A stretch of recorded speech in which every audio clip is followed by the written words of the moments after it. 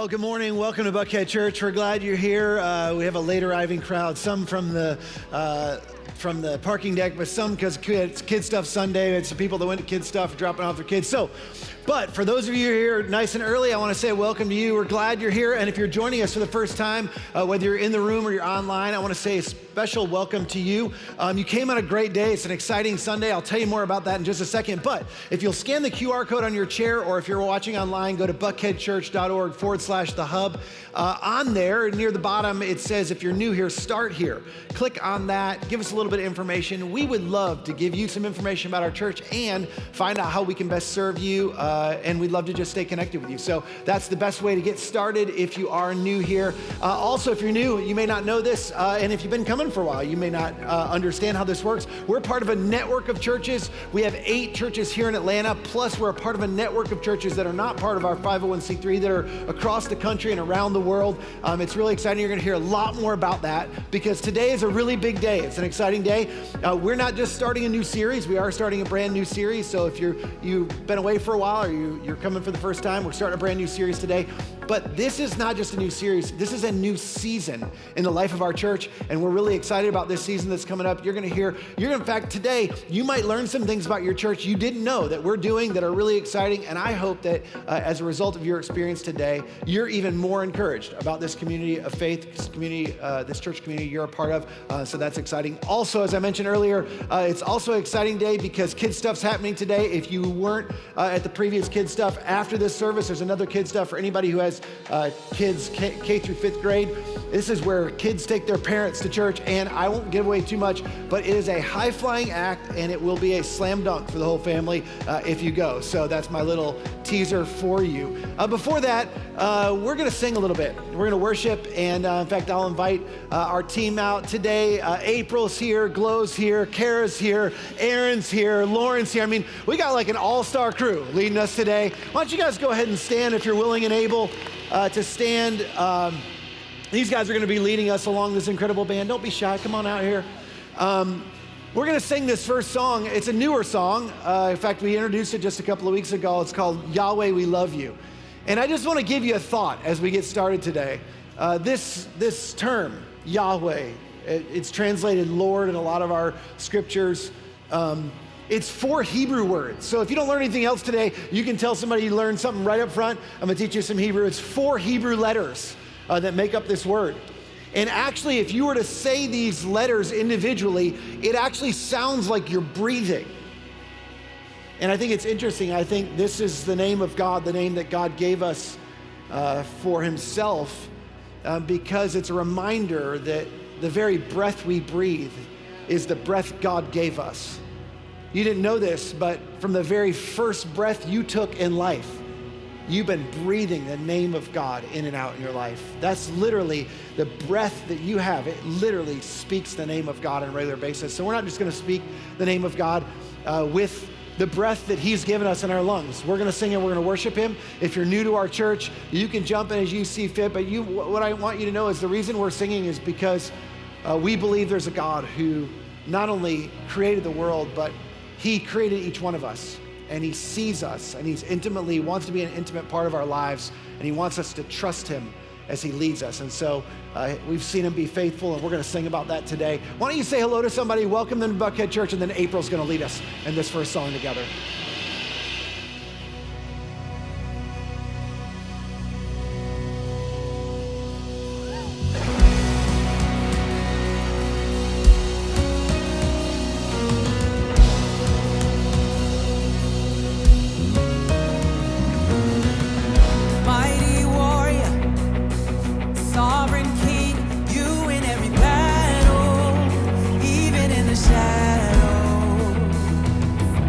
Gentle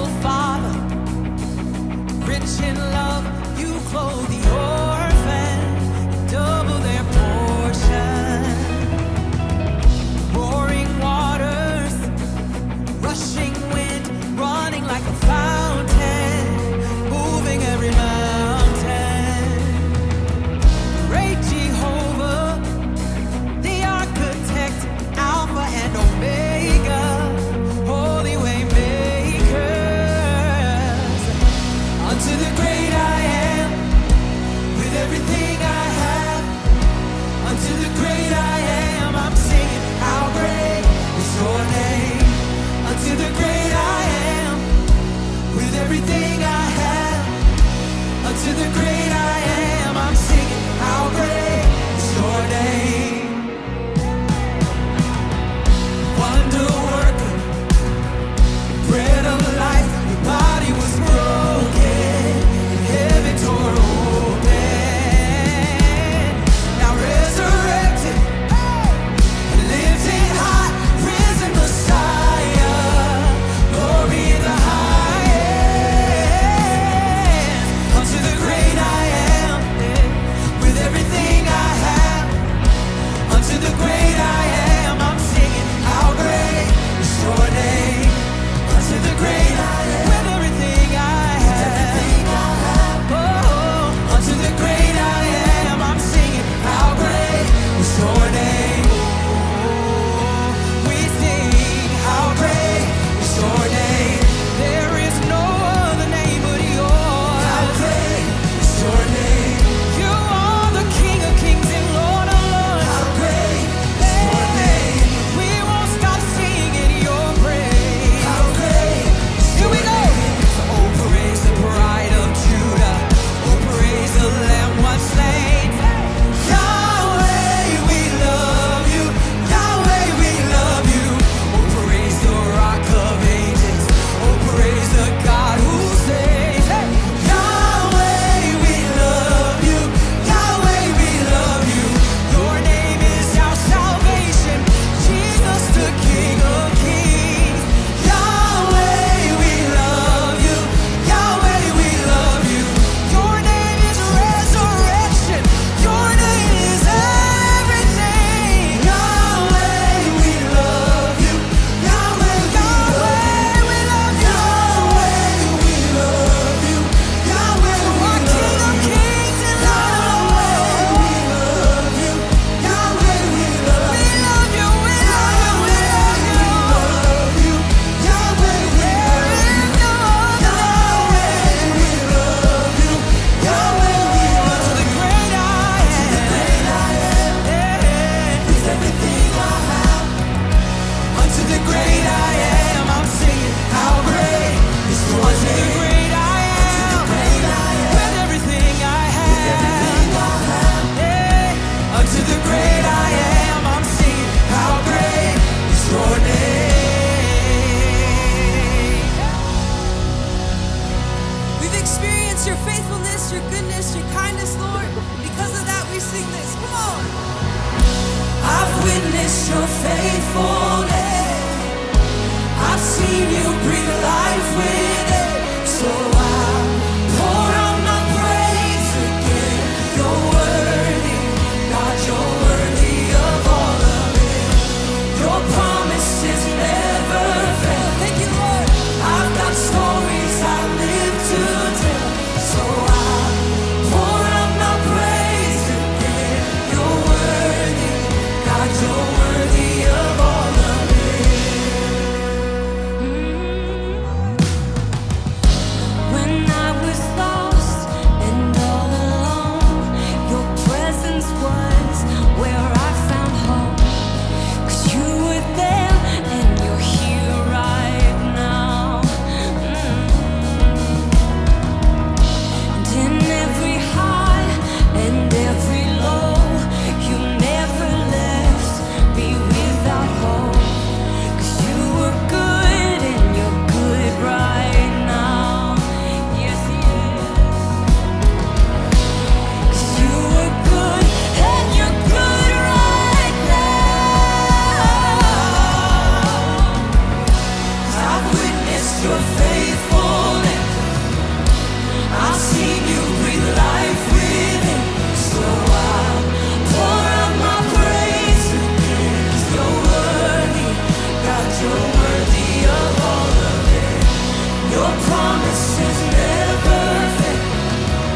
I've got stories I live to tell. So I'll pour out my praise again. 'Cause you're worthy, God, you're worthy of all of it. You're good and I've witnessed it. You're strong and I've witnessed it. You're constant, I've witnessed it. And I'm confident I'll see it again and again. You love and I've witnessed it. Thank you, Lord. You heal and I've witnessed it. You save and I've witnessed it. And I'm confident I'll see it again. You're good and I've witnessed it. Yes, you are. You're strong and I've witnessed it. Thank you, Lord. You're constant, I've witnessed it. And I'm confident I'll see it again and again. You love and I've witnessed it. You heal and I've witnessed it. You save and I've witnessed it. And I'm confident I'll see it again and again. I've witnessed your faithfulness. I've seen you breathe life with it. So I pour out my praise again. You're worthy, God, you're worthy of all of it. Your promises never fail. I've got stories I live to tell. So I pour out my praise again. You're worthy, God, you're worthy of all of it. To the broken, I'll witness it.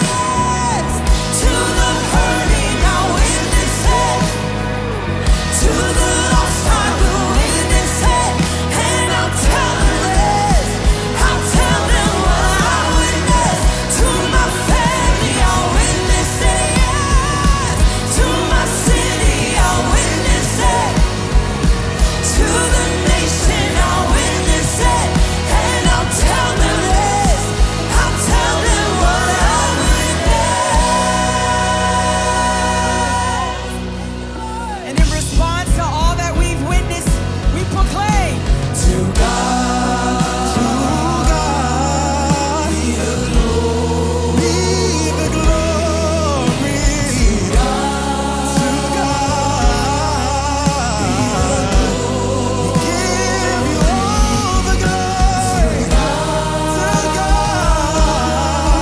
be the glory for the things He has done with His blood. He has saved me, and with His power, He has raised me. To God be the glory for the things He has done.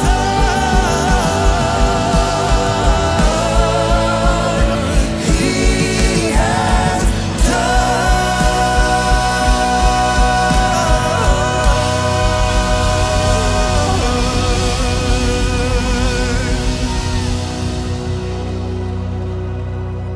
Father, we lift your name in this place. To God be the glory for all of the things that He has done. And God, we can turn back our minds and remember all of the things that you have done in every season of life, in every good time and in every bad time. You've been present and you've been there. And God, you've walked with us on the hills, oh golly. And God, and you've walked with us in every valley. And you've been such a good God. And it's our privilege and our honor to sing glory and honor and praise to you, God, because we have witnessed your goodness. And God, for the things that we recall, we bless you. For the things that you're doing right now that we don't even see, we honor you. And God, for the things that are yet to come, we know that you are good, and anything that is ahead of us is good, oh God. So we thank you in advance for your goodness, for all the things and the doors that you're opening up. And God, would you give us the courage today to step boldly into what you have for us, because what we have witnessed behind us, we magnify you and we give you praise. It's in Jesus' name that we pray. Amen and amen. Thank you so much. You may be seated. Wow. Well, as Joel mentioned earlier, today we are kicking off an exciting new season in the life of our church. And so we're excited to share more about that with you. So check this out. Every great movement begins with an idea. An idea that is eventually embodied by someone who envisions something new, better, a preferred future. Convinced what could be, should be, they devote themselves to making it a reality. The greatest movement of all time was no different, with one notable exception. This movement began in the mind of God. For God so loved our broken world that he responded. He acted on our behalf, but not from a distance. He showed up. As one ancient writer stated it, he made his dwelling among us and assured us that his arrival, along with his message, was good news for all people, for all time. It was good news indeed. A king had come, a good king, to establish God's kingdom on earth. And everyone was and is invited to participate in it. As part of his kingdom plan, our good king launched what is widely acknowledged as the most consequential movement of all time, the ecclesia of Jesus. A multiplying assembly of men, women, and children that would come to be known as the church, God's catalyst for transformation personally, culturally, and globally. From the 1st century to the 21st century, every generation of Jesus followers and church leaders is faced with the challenge of how to best engage their culture with the good news as introduced and illustrated by Jesus.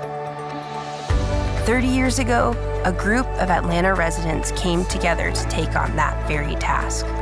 They were quick to acknowledge that their city did not need another church, but perhaps it did need a different kind of church. A church that was outward-facing, a church that reflected the tone, posture, and approach of the King, a church unchurched people would love to attend, a church that both churched and unchurched people would feel comfortable inviting friends and family to attend, a church that prioritized the faith of the next generation. Fueled by compassion for the people in their city, they established North Point Community Church. Since that first gathering in the fall of 1995, our church has grown from a single-site church to 8 local Atlanta area churches. Today, over 70,000 adults, students, and children are active in one of our 8 Atlanta area churches. Every weekend, thousands of children, middle school, and high school students experience environments that equip and inspire them to follow Jesus.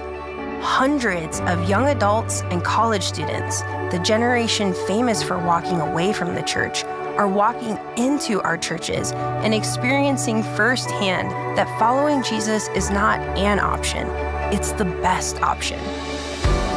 Week after week, we celebrate with air horns and confetti as adults, students, and children go public with their faith through baptism. In 2005, we launched the Irresistible Church Network, which serves and provides resources for over 200 like-minded churches nationally and globally. Today, over 600,000 adults, students, and children are engaged at one of our partner churches. But our impact, as well as our concern, is not limited to those who choose to step inside one of our buildings. From the very beginning, we've been committed to being the hands and feet of Jesus in our local communities. We want our communities to know we're here, to be glad we're here. And most importantly, we want our communities and the people in our communities to be better off because we're here. For 30 years, we have remained stubbornly committed to our original vision. And by God's grace and through the generosity and commitment of thousands of committed Jesus followers, we have been, by all human measures, extraordinarily successful. But we aren't finished. We have more potential and more opportunity than ever, which means we have more responsibility than ever as well. So we aren't stepping back and we aren't slowing down, just the opposite. We're launching something audaciously big, We're calling it Deeper, Wider. This 2-year generosity initiative will not only allow us to continue what we're currently doing locally, nationally, and globally, it will allow us to expand our impact by creating permanent homes for East Cobb Church and Decatur City Church, as well as secure locations for 2 new Atlanta area churches. This initiative will also provide funding to expand our partner network to over 350 churches nationally and globally. The result?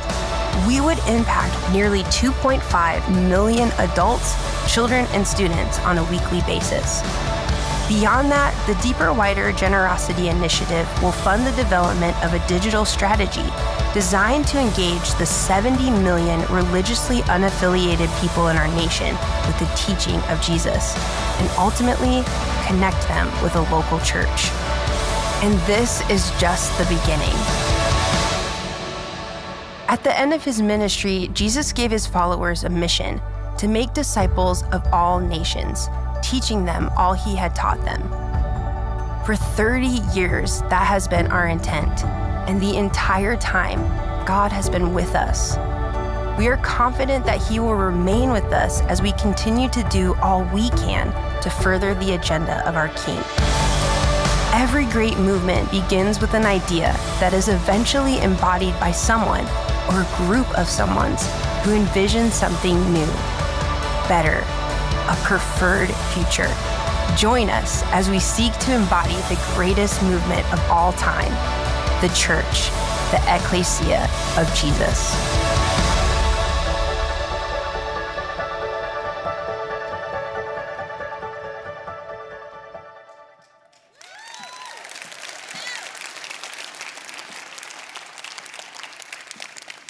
Yeah, I've seen that 10 times, and I still cry. So anyway, hey, thanks for joining us, all of our Atlanta area churches, those of you who are joining us from all over the country and literally all over the world. And if you're joining us from all over the country and all over the world, I'm especially glad that you're tuning in today, because you are part of the reason that we're doing what we're doing. We're kicking off a generosity initiative across all of 8 of our Atlanta area churches. As you just saw, we're calling it Deeper, Wider. Many of you have heard about this and gotten some details. For others of you, this is the first time you're hearing about it.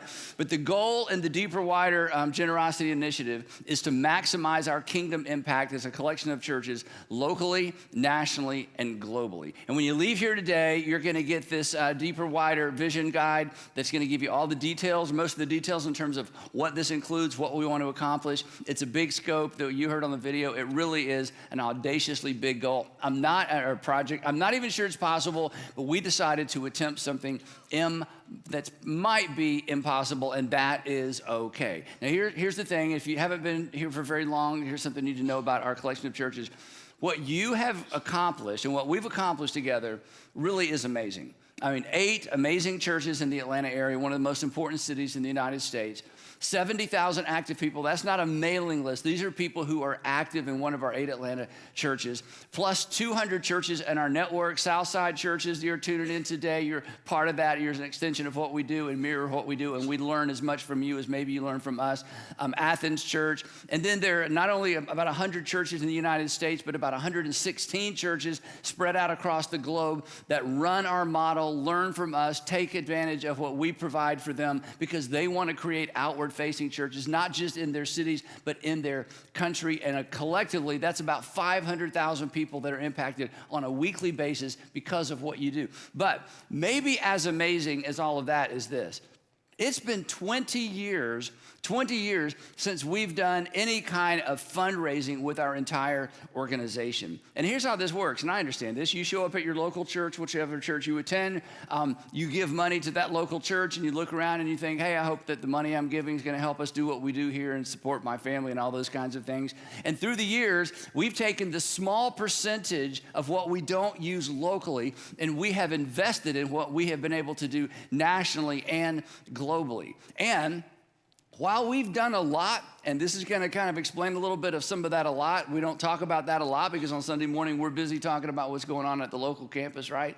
While we've done a lot, there is so much more we can do, and I'm convinced this is the season. Not only can we do it, but we must do it. We ought to do it. So I'm asking all of you at all of our Atlanta area churches, all of you at our network churches, all of you who watch online to engage with us in this initiative, to leverage our collective generosity in order to maximize our kingdom impact. You are making a kingdom impact locally and nationally and globally, whether you knew that or not. But I want us to put our foot on the gas and maximize our potential. But to do that, that's going to require all of us to maximize our personal generosity to this initiative. And here's the thing, this is what I want you to hear, for some of you especially.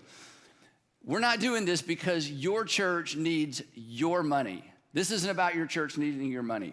This is about the world needing your influence. Our nation and our world need more churches like your church. And what you are doing is working here, and what you're doing is working there. And entrepreneurial church leaders all over the country and all over the world want in. And we want to throw those doors open wide to include them, to create more outward-facing churches in the United States and in the world, along with some other things that are so exciting. A lot of that is right here. And think of it this way. If you're watching online, or maybe you have friends that watch online, but if you're watching online and you've ever thought, wow, I wish there was a church like this church. I'm at North Point today, or at Buckhead Church. If you visited Buckhead Church, or you're watching the Buckhead Church online stream, or any of our online streams, or you have visited Atlanta and one of our churches and you thought to yourself, I wish there was a church like this in our area.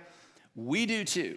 But we're not just going to wish there was. We are going to do everything in our power to ensure there is. In fact, one of the exciting initiatives that you can read about is we would like to create an outward-facing church in every single community in the United States of 50,000 people or more, so that everybody and every child and every college student and every single adult and every middle schooler and every high schooler could experience the kind of environments that your kids experience, because we want to set the anchor deep in their hearts, and when they tend to stray, they won't be able to stray far, because we have anchored them to the actual first century version of what it means to follow Jesus. Now, if all this talk about money makes you nervous, I understand that. But here's what I want you to hear. So hear me out. 30 years ago, I was in front of a much smaller group of people, and I asked them to give generously to an experiment. It was an experiment. We had no members, we had no money, we had no property. We just had an idea. And that experiment, because of their generosity, became the church you are currently seated in.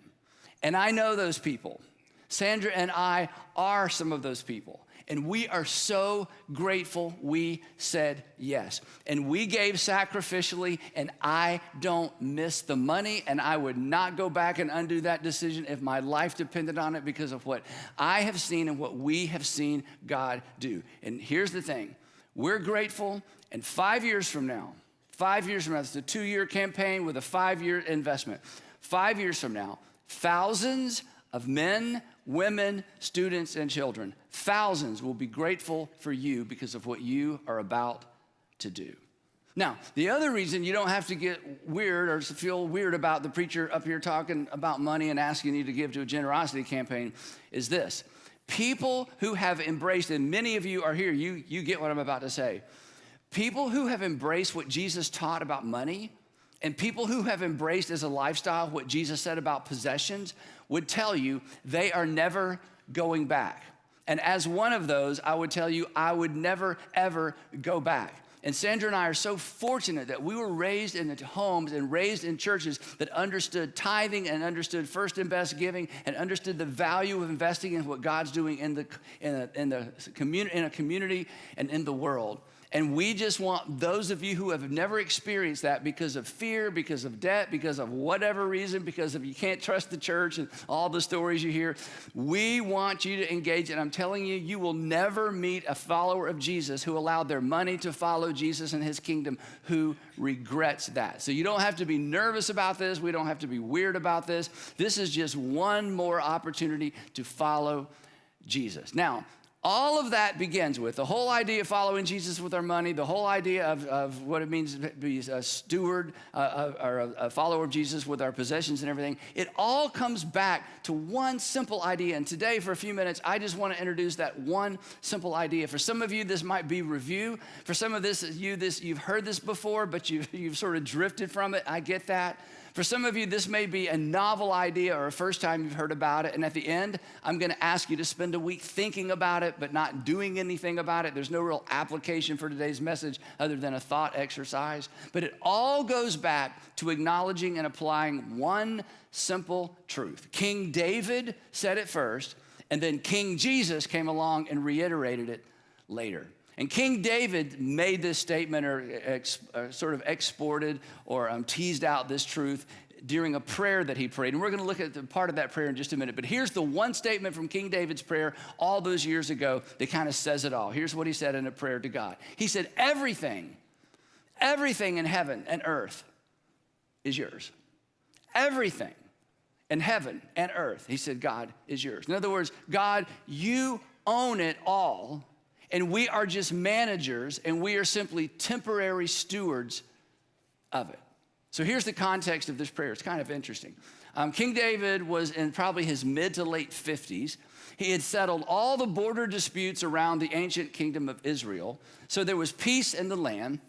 And he decided it was time for God, Yahweh, to have his own temple. All the pagans, the religions in the world, they had temples. And God, Israel's God, Yahweh, lived in a tent. They call it a tabernacle. And it had been a tent or a tabernacle since the days of Moses that required a lot of maintenance and a lot of fixing up because, again, it wasn't a permanent structure. So David decides, I'm going to build God a permanent structure.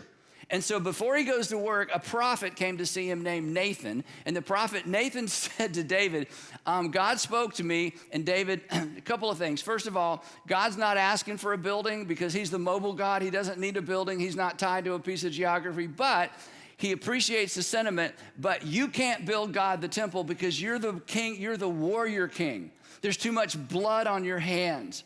So your son can build the temple, but you can't build it. And David accepted no as an answer, but then he decided to go to work and collect all the raw materials for this extraordinary structure that later his son Solomon would build. And this is why the first temple in Jerusalem was called Solomon's temple. So he goes to work to get all the raw materials because this is going to be an extraordinary building campaign, or not campaign, but a building enterprise. So he begins to pull all the materials together, and he personally funds out of his own wealth the first round of materials, and then he announces his intention to all the influencers in the city of Jerusalem and all the influencers in the region, the military leaders, the city council, the wealthy families, the people who have influence, government officials. And he says to all of them, I want us to build our God a temple, and it needs to be magnificent. And the text tells us that when he made this announcement,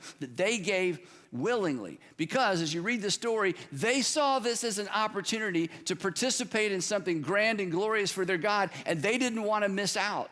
And then as the influence people, the influencers in the community began to give toward this project, then the common folk came along and they're like, well, we don't want to miss out either. And these were the people that had very, very little extra. But the text says when the common people, the poorer people, saw their leaders giving generously to this project, the text says that the people rejoiced at the willing response of their leaders, for they had given freely and wholeheartedly to the Lord. So there's this outpouring of generosity toward this project in a way to honor God. So as all of this is happening, David is so overwhelmed by the generosity of the people and the generosity of the nation that he gathers the leaders and he gathers as many people as he could, and to launch this project of bringing together all the resources necessary, the money necessary to buy the resources. He prays a prayer. And the chronicler recorded this prayer, and I want to read you a part of this prayer because it's so right on the nose in terms of the posture of anyone who trusts God, and especially in our generation, anyone who follows Jesus. It just explains so clearly how we are to view our wealth view our income, view our potential, and view our potential collectively as it relates to furthering God's kingdom in the world. And embedded in this prayer really is the posture that I hope all of us will adopt during this season of our church. Here's what David prays. I'm just going to read it to you and maybe make a few comments. He says this. He says, yours, Lord, is the greatness and the power and the glory and the majesty and the splendor. And the reason is, he says, because everything in heaven and earth is yours. It all belongs to you. Anytime you see splendor and glory or greatness in a person or in nature or anywhere, that's all a manifestation of the greatness and the glory and the splendor of God. And then he says this, yours, Lord, and this is coming from a king. This is so unusual for a king to say something like this, even now. Yours, Lord, is the kingdom. In other words, it's not even my kingdom. I'm the king, but I'm smart enough to know it's not my kingdom because everything belongs to you. Yours, Lord, is this kingdom, and you are exalted as head over all. I might wear the crown, but we are not confused. We know who the head of this nation is. It is yours. It's your kingdom. It is not mine. And then listen to this. It's so powerful. If this was front and center the way we lived our lives. He says, wealth and honor, position, recognition, wealth and honor, we know they come from you. And you are the ruler of all things. In other words, David says, look, I'm not confused. I have what I have because you gave it to me for a time. And this is true of me as well. And this is true of all of you as well. All of us who have extra, all of us have extra because God allowed us to manage the extra, whether it's position or influence or stuff or just extra money, the money that we save, the extra, we don't live hand to mouth, that ultimately this came from God. And yes, I'm not ignoring the fact that you worked really hard and you took advantage of those opportunities that came your way. I mean, how many times have you told your story or you've heard the story? It's like I was going along doing my thing and then an opportunity came my way. And if you're a theist, if you believe in God, if you're a Christian, when that opportunity came your way, your instinct was to say, thank you, God, for this opportunity that came my way. And you leveraged it and you took advantage of it and you worked really hard and God honored your work. So yes, you had a role to play, but ultimately we're smart enough to not be confused either, to know that ultimately we don't control the future and we don't control the variables. We took advantage of those opportunities. And David saw what some people in his culture miss, and David saw what unfortunately many people in our culture miss, that there are just too many variables to ever be arrogant.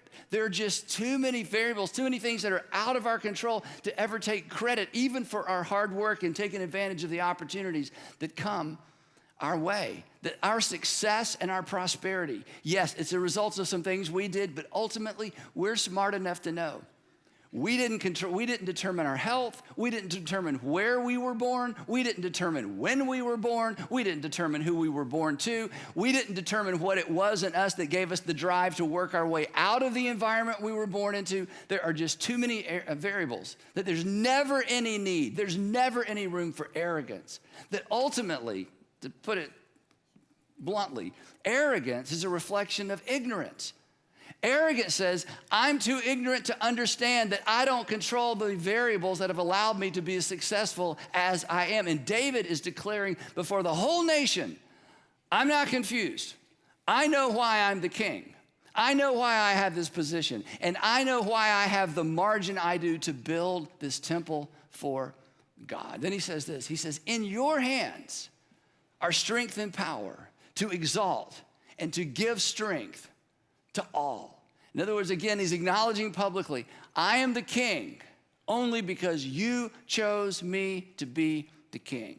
That I did not choose myself or create this opportunity for myself. And maybe in this moment or leading up to this prayer, he thinks back to how he became the king. And some of you, if you grew up in church, we remember this story. That God says to the prophet Samuel, I'm done with this king. We're going to have a new king. I want you to go to Jesse's house. And I want you to get all of his sons together. Jesse had a bunch of sons. And I'm going to choose the next king of Israel from Jesse's sons. You remember this amazing story? We teach our children this. It's extraordinary. So the prophet Samuel goes to Jesse's home and says, Jesse, I've got some good news for you. There's going to be a dynasty change, and you're going to be the father of the king. Gather your sons, and God is about to choose one of your sons to be the next king of Israel. Remember this story?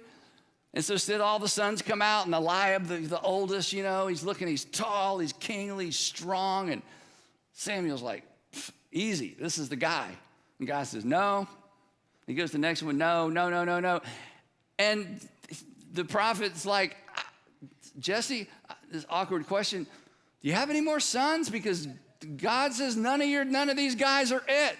Remember the story? And Jesse's like, well, there's one other guy, we didn't even invite him. It can't possibly be him. Little David, he's just taking care of the sheep. Surely, there's king material. Samuel says, I won't leave till you bring him.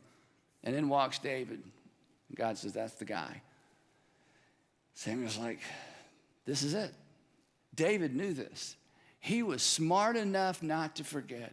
He was smart enough to remember. He was smart enough to keep front and center. There are too many variables in life to take credit for our success, for our wealth, for our extra, for our margin, for our opportunity, that everything in the heavens and earth, including opportunity, wealth, and strength, and honor come from God and from God alone. And if we have any, the correct posture is gratitude and humility. And here's how you know that's true.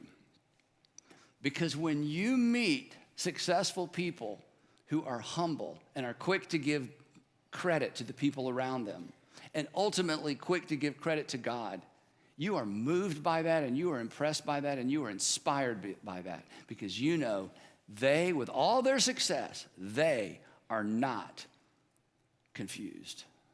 And then this, again, he tips his hat to yet another posture for us to live by. In fact, this is the posture to live by that I just want to promise you, that if you assume this posture, you will always be glad you did. And if you don't assume this posture, you'll look back and, well, you wish you had. Here's what he says. This is amazing.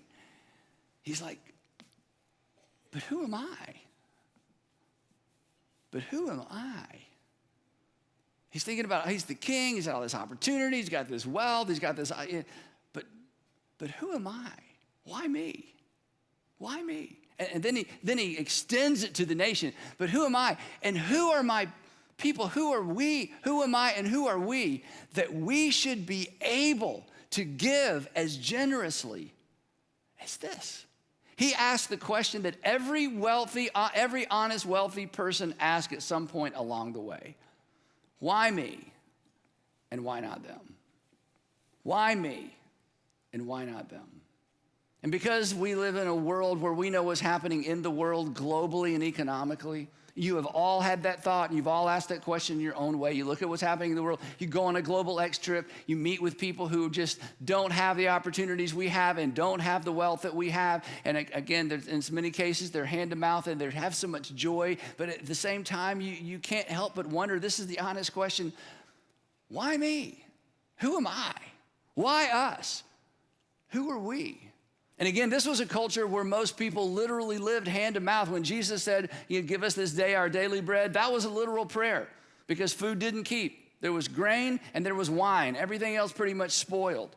So daily bread meant daily bread, and if you ran out of grain or if there was a famine or if the harvest didn't come in, entire villages would starve.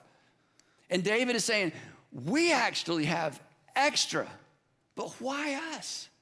Why us and why my people? Because he was saying that what you all are doing, talking about his kingdom, what you're doing to support this initiative, many people couldn't do because they don't have extra. You've honored us to be those, he says, who can. Who are we? Who am I? That God would randomly choose us. Again, I know you come on a Sunday, you show up on a Sunday, or you participate in a small group. Many of you, thousands of you serve, and you see a little bit of the ministry that our churches are doing. But as somebody who's in charge of this whole amazing thing, and I look at the impact, and it's not me, the impact that we have had, it is overwhelming and it is amazing. And it is easy to be humble because our best ideas weren't my ideas. In fact, every once in a while, somebody will hear about our organization, they'll say, Andy, was this your vision? And I always answer the same way. I say, we passed my vision at year 5. After year 5, it's all been, are you kidding me? Okay? So I am the most amazed and I am the most grateful. And I ask this question, God, why me and why us and why this opportunity? Because everything belongs to you and everything comes from you. That is the posture to live with. That is the posture you never regret. And you know what else that does? That is the posture that keeps your hands open for God to give and to take. Because at the end of the day, you say with John the Baptist, a man or a woman can only receive what is given to them from heaven. That's part of my prayer every single day. And then David continues and he says this, everything comes from you. And then again, this is amazing. Everything comes from you, and we have, look at this, and we have given you only what comes from your hand. Lord our God, he says, all this abundance, all this extra, all this margin, all this beyond our daily bread and beyond our daily needs, all of this abundance that we have provided for building you a temple, for your holy name, comes from your hand, and all of it belongs to you. Again, he's saying, we are not confused. We're not confused. We are not giving you anything. We're simply giving it back to you because ultimately it came from you. When this idea goes from your head to your heart, it is a game changer, not just in terms of your money and your possessions. This is a game changer in terms of our entire lives. I can attest to that. And I've seen that play out in my life. I've seen that play out in the lives of so many people. Now, to be clear, okay, we're not building a temple, all right? That's the good news. This is not a capital campaign. You know, capital campaign, you've all been a part of those where an organization's gonna build a thing, so you give your money to build the thing, or they're gonna buy a thing, or they're gonna start a thing, so you give this is way broader than that. We are positioning ourselves to maximize our ability to be conduits through which Jesus continues to build his church, because he promised he's going to do it anyway, and we have been invited to participate in it, to enlarge his kingdom, to expand his reign and his rule in the hearts and the lives of men, women, students, teenagers, senior adults, every kind of person in every nation in the world. And this is what we've been doing for the last 30 years. But to maximize our collective impact, we have to maximize our personal generosity. And to maximize our generosity, here's the thing. We can't think like owners who donate to the church. And if that has been your mindset, I want to challenge you, at least in these next few weeks as we talk about this, I want to challenge you to try to begin thinking differently. You are not an owner who has some money and who has some wealth, and occasionally or even systematically, you're going to donate to the church. That's not going to get us there. We have got to embrace this mindset that is introduced in the Old Testament, that Jesus reiterated in the New Testament, that we are simply managers and stewards, that everything belongs to God. And for whatever reason, he has allowed us to have extra for the benefit of his kingdom, that we have to adopt the posture of a manager. When you do, 3 things are going to happen, and I'll wrap this up. Here's 3 promises. When you begin to think this way, when this becomes the mindset, when this becomes the framework, number 1, you will view everything you own, not just cash and not just a percentage. You will view everything you own as a potential tool to further the agenda of your king. Your kitchen table, your dining room table, your unfinished basement, your finished basement, your backyard, that extra car, a vacation home, whatever it is, you will begin to see, wait a minute, this isn't about giving money to a church. This is about everything I own is a potential tool to maximize God's influence in the world and to expand the kingdom of God. And again, many of you have experienced this. Because hundreds and hundreds of you at all of our campuses and at all of our network churches, you have opened your home to small groups to meet in your home. You've leveraged your house. You've leveraged your basement. You've leveraged an extra bedroom. You've leveraged your home for middle schoolers and high schoolers. And some of you are real Christians. You opened your home to middle school boys and high school boys, and it's like, oh my goodness, and it's like, how long will it smell? Anyway, so the point is, many of us, we understand this. It's not just cash, it's not just money. If everything belongs to God, and I begin to view everything as a tool that God uses to expand his kingdom through me, that is a game changer. You know what else will happen? And I'm not being critical of anybody in particular. You got to figure this out for yourself. You're going to collect fewer collectibles. And you're going to begin to liquidate things that aren't doing anybody any good. Not because it's a sin to have those things. I'm just telling you, when you adopt this mindset, you see all of that differently. And you'll never go back and you'll never regret it. Number 2, you'll give first and adjust your lifestyle accordingly. You will give first and adjust your lifestyle accordingly. This is not new. I've been teaching this for 30 plus years to all of you. You've heard me every once in a while. I come back to it. Give, save, live. Give, save, live. You give first, you save second, you live on the rest. You give first, you fund God's kingdom, you save second, you fund your own kingdom, and then you live on the rest. You give, you save, you live. We teach our kids this. We've used jars, we've used apps. We want our kids to grow up giving first, living, saving second, and then living on the rest. You'll think in terms, when you adopt this mindset that I'm not an owner, I'm a manager, you will adopt a first and best mindset rather than leftover and last.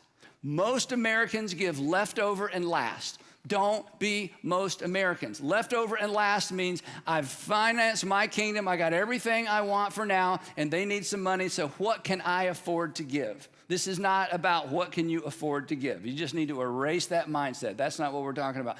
What can I afford to give?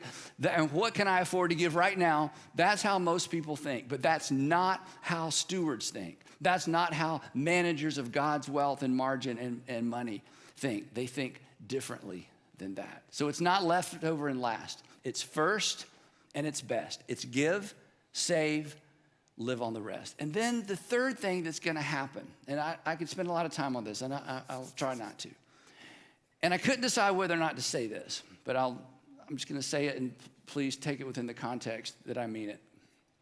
This is kind of a guy thing a little bit. Now, I know men and women both wrestle with, stuff and money and possessions, and I get that. But this next thing that'll happen, and maybe it's just my experience in talking to men and about their money and their possessions. But here's the thing. If you flip the script and even just begin to think, don't do anything. Just begin to think in terms of, okay, I am a manager and a steward. I'm not an owner because everything belongs to God. When you flip the script, here's what's going to happen. I promise. You're going to find it easier to surrender your entire life to your King. I have in my mind this video. I don't know if anybody's ever made this, but I imagine somebody being baptized, and as they're going down, they're holding their wallet up out of the water, and then they come back up like, okay, you can have all of me, but you can't have this. The reason I say that is this. Listen up. We are all inclined, not just men, we're all inclined. We are all inclined to equate wealth, income, and our stuff with our personal value. We're all inclined to equate or to conflate and to get mixed up about the fact that what we have and what we drive and where we live and how much money we have in the bank and when we can retire, we have a tendency to equate that with our identity. So here's the challenge. So giving up control of your money, and here's why I say control of your money. When you decide to give first, that feels like you're giving up control of your money. Before I know what's going to happen this month, I'm going to give first. When giving up control of our wealth feels like we are giving up control or losing control of our lives. That's what it feels like. Because we equate our money and our possessions and our lifestyle with our lives. And this is amazing. And Jesus saw us coming. And he says, hey, let me ask you a question. And I'm going to give you the Jesus question. And we all know the right answer. And then Jesus is going to say, well, since you know the right answer, why don't you live that way? But here's the question. He saw us coming. He says, okay, I get that whole identity thing and, what people think, and you equate what you have with money, but come on, guys. Come on, ladies and gentlemen. Is not life more than what you eat, what you wear? That's what he said. Here's what I say. Isn't life more than what you drive and where we vacation and how much we've saved and when we can retire and how much we accumulate and how much we're going to leave our kids? Isn't life more than all that? To which we would say, yeah, but, and Jesus is like, I'm not done. Let me say it in a different way. He's so brilliant. He says, by worrying about how much you make, didn't make, should make, could make, how much they make, by worrying about all this, by thinking about all this, by kind of measuring your progress in life by, what you don't make, should make, could make, and how much they make. He says, by worrying about that, here's his actual version, by worrying about all that, does it add hours to your life? In other words, this is so brilliant. By worrying about all that, does it add to life? In other words, if you've equated your life with all this stuff accidentally, but worrying about all that stuff and having all that stuff does nothing to extend your life. In fact, worrying about it might subtract hours from your life. Then Jesus says, come on, obviously your life isn't any of that. So quit living like it is. He says to me, and he says to all of us, here's the thing, then I'm done. Whatever we equate with life, savings, things, grades, where you go to school, professional success, whatever you equate with life, we will cling to as if our lives depend on it. This is why we cling to our stuff. This is why the whole idea of pre-deciding to give feels like I'm out of control because I'm losing my life. It's why we worry. We're confused. And Jesus would like to unconfuse all of us. You'll find it easier to surrender your entire life to your King when you acknowledge and begin to live as if you are a manager and not an owner. When you take off the owner hat, like King David, and say, okay, I'm not confused. I'm the king. I didn't make myself king. I got all this extra and opportunity. That all came from you. I am managing it for a time. Here's the thing. We cannot, this is why this third point, there's so much to say, I'll keep moving. We cannot surrender to our actual king. Men, let me just talk to us a second. Men, we cannot, it's not that we don't want to. It's not that we don't try. We cannot surrender to our actual king until we dethrone the imposter king. And Jesus knew that our attitude and approach to wealth management, and wealth accumulation was going to be the number, he says this, we'll talk about it in a couple of weeks, is going to be the number one competitor with who rules and reigns in our life. And I'm just telling you, show me a man who's dealt with this and has surrendered all of this to King Jesus, and I will show you a man who will never go back to living the other way, and who has more peace, and who probably has more prosperity because he's redefined what prosperity really is. So this week, here's your assignment. I just want you to practice thinking like managers, okay? So this is gonna be kind of fun because you don't have to do anything. Now, and don't get in the car and honey, that's what I've been, don't do that, okay? We'll see, because one of you, come on, I know how it is. The less generous person marries the not so generous, the more generous person, somebody wants to give away everything. The other person's like, if I let him do, if I let her, we're not gonna, I get it. You're dating that person and it's like, yeah, don't have that conversation. This is a thought exercise you're gonna do individually. We'll have conversations later. I just want you this week to think, okay, what would I do in this situation if I really thought about myself as a manager, not an owner? What would I do in this situation as you face different conflicts or tension as it relates to finances or planning or whatever it might be, or just stuff in your home or stuff that's not in your, what if I really thought in terms of I'm not an owner, I'm a manager? What would it look like if you really believed and embraced the idea that everything in heaven and earth is his? What would that look like? What would that change? What kind of tension does that create in you? I want you to pay attention to that tension and do the exercise. And we'll pick it up right there in part 2 of Deeper, Wider, But don't go anywhere. Right now, I'm going to ask somebody from all of our Atlanta area churches to come up and provide you with some important next steps. And yes, that would be me. That's me.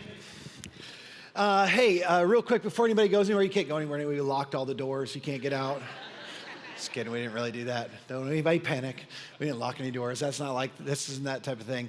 This is an exciting season, and we want you to have all the information that you need. And so here's the deal. As you walk out today, we'd love to give one of these to every household. If you came to one of our vision nights, you got something that looks like this. It's not this. This is a much fuller version of the summary we gave you that night. Let me tell you about this. We call this a Deeper, Wider Vision Guide.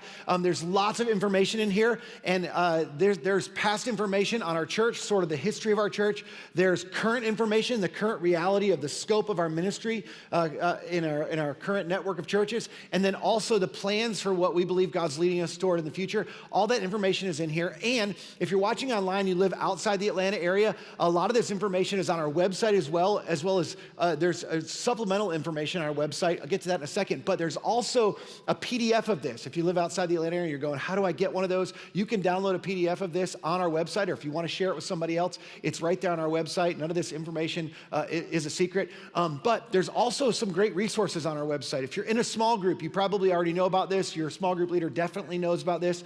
We created a 5-week curriculum that goes along with this. There's actually some bonus content, some videos you'll be watching in the groups to create some good discussion amongst your groups. In addition to Andy's homework challenge today, there's some discussion questions and some content related to today's message for your group. So all of that's public. You can use that individually. You can use that with your spouse, or if you have a group that's not one of our formal groups, you can have that discussion within those groups. We also have some parent resources. If you have kids, really any age, but kids that are involved in our children and student ministries are going to be having discussions similar to this over the next month or so. And there's some parent resources on there that'll help you engage your kids in some of these discussions of what it looks like to be a good steward, to be a steward of what God's entrusted to us. And those could be really fruitful conversations. So that's all for you, resources for you. Plus, we created a 15-day devotional.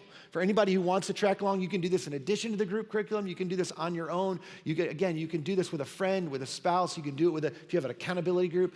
It's a great opportunity to journey alongside as you're considering, what does it look like? What is God calling you to in this season? I just want you to hear my heart on this. Our primary goal is to engage people in the fact that God may be inviting you to take a deeper step of faith in Him. As a part of this book, when you open this book, right on the inside, attached on the inside, you're gonna find this commitment card. And I know this always makes people interesting. Here, I want you to hear me say this, I'm gonna say it twice. This card, as you look at it, people go, oh, it looks like a commitment card, it looks like a pledge card. Here's how I want you to think of this. This is not a financial exercise. This is a faith exercise. We've designed this to be a faith exercise. This is not a financial exercise.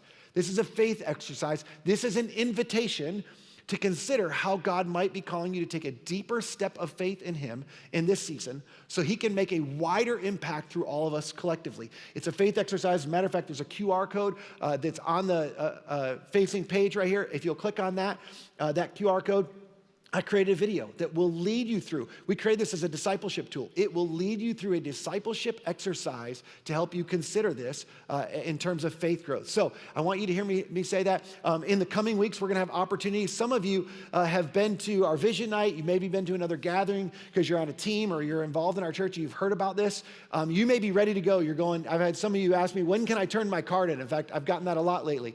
There's 2 opportunities, by the way. Some of you are just beginning your journey, but some of you are well into your journey, and you may want to join us for an exciting event we're having on March 9th. It's called Advanced Commitment Night, and if that's you, March 9th is a few weeks away, but it's happening up in Alpharetta at North Point. That's for anybody who wants to lead the way.